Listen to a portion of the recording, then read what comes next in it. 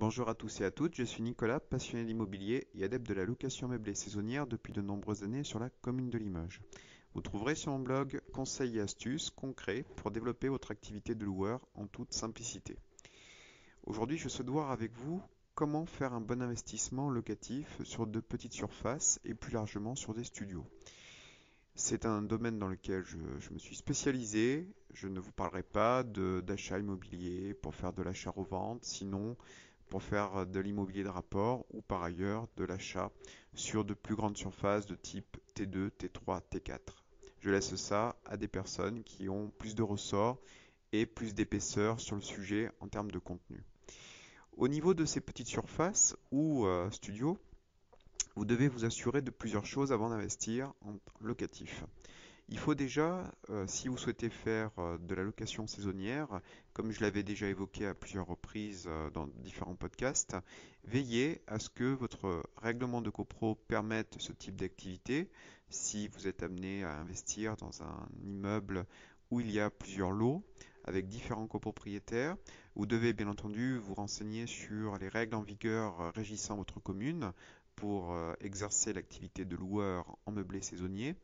Et plus largement, si vous souhaitez donc investir sur de petites surfaces ou des studios, vous devez spécifiquement donc regarder si votre produit, tel que vous pouvez le proposer pour de la location saisonnière, est éligible à des candidats locataires pour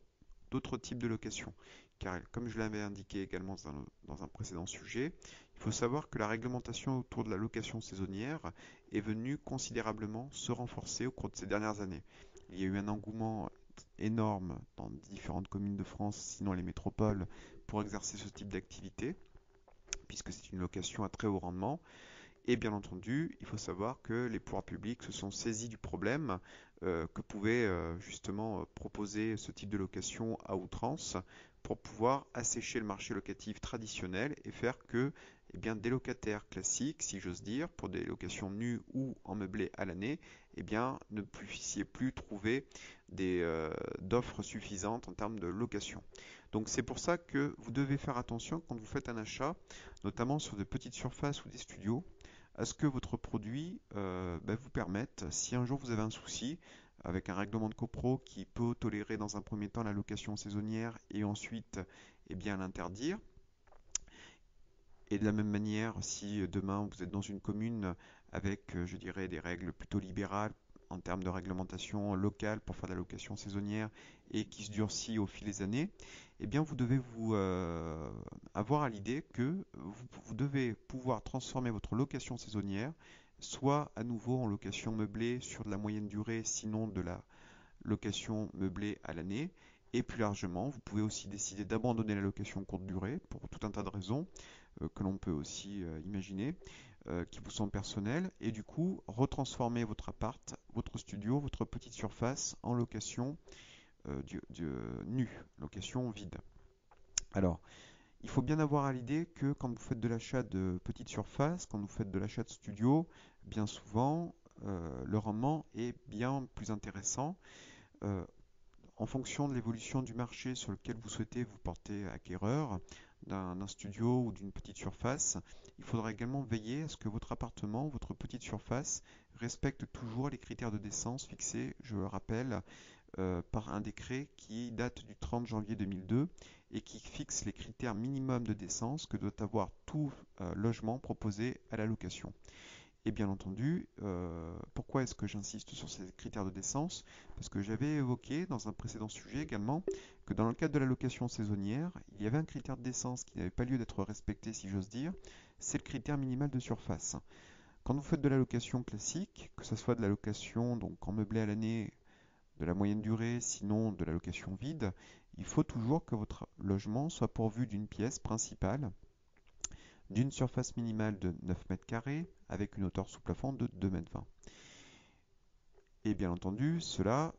est un incontournable. Et bien entendu, c'est un critère minimal à respecter puisqu'il est inclus dans les critères de décence. Et si vous avez un candidat à l'allocation qui peut bénéficier par exemple des allocations logement, parce qu'il y est éligible, eh bien la CAF, quand elle vous enverra l'attestation dédiée au bailleur pour pouvoir remplir les caractéristiques propres au logement, vous aurez un petit pavé sur les critères de décence et vous devrez cocher donc la case qui permet effectivement de certifier que vous avez au moins 9 mètres carrés. Il faut savoir que quand on fait de la location saisonnière, on est plus dans le cadre d'une activité civile du coup, et il n'y a pas de critère de surface minimale. Donc c'est vrai que tous les petits logements aujourd'hui que vous pouvez proposer pour de la location courte durée, eh bien, ne seraient peut-être pas éligibles à de la location traditionnelle. Donc faites bien attention à ce critère de surface minimale puisqu'il pourrait vous être opposé par un locataire. Si demain, bien, vous deviez, par contrainte réglementaire, sinon donc au niveau de votre copro ou au niveau de votre commune, bien, cesser votre activité ou du moins la transformer pour le repasser sur une location plus traditionnelle,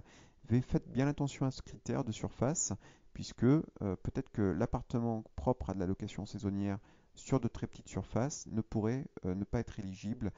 pour des candidats locataires qui cherchent une résidence principale et du coup en location nue ou meublée à l'année. Donc soyez vigilants à cet élément-là. Donc là, le critère quand vous faites de l'investissement en petite surface, c'est de veiller à ça. Également, ce que je souhaite aborder avec vous, quand vous faites de l'investissement locatif plus largement, alors beaucoup font des formations et de bonne qualité, sans doute, comme je l'indiquais, sur de très grandes surfaces.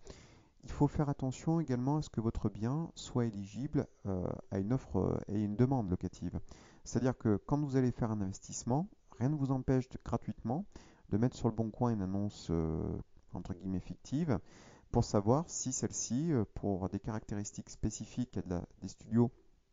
de très petite surface, sinon à des micro-surfaces, peuvent être d'un intérêt quelconque pour des locataires sur de plus longues périodes. Et rien ne vous empêche également de faire des annonces en nu pour voir à combien vous pourriez louer cette petite surface, s'il y a de la demande face à ce type de produit locatif. Et vous pouvez également faire la même chose sur la même surface, mais avec des meubles. Pardon. Donc n'hésitez pas à faire votre petite étude de marché personnelle, compte tenu de la commune dans laquelle vous souhaitez investir, sinon exercer eh bien, tout type de location. Et bien entendu, veillez toujours à ce que votre produit soit transformable dans les deux sens. C'est-à-dire que moi j'aime bien, dans les copros, avoir la liberté de faire entre guillemets tout type de location, que ce soit de la location nue, bon, généralement c'est acceptable, mais toujours avec ce critère de surface qui doit être un minimum de 9 mètres carrés par 2 mètres pardon, de hauteur sous plafond et dans le respect des critères de décence fixés donc le 30 juin 2002, de telle manière à pouvoir proposer ce type de location aussi bien la location vide, meublée à l'année, que donc moyenne durée ou de courte durée. Donc soyez vigilants à ces éléments-là, il faut que ça soit adaptable dans les deux sens de mon point de vue, et par ailleurs, veillez à ce qu'il y ait de la demande locative pour ce type de produit qui est assez spécifique malgré tout,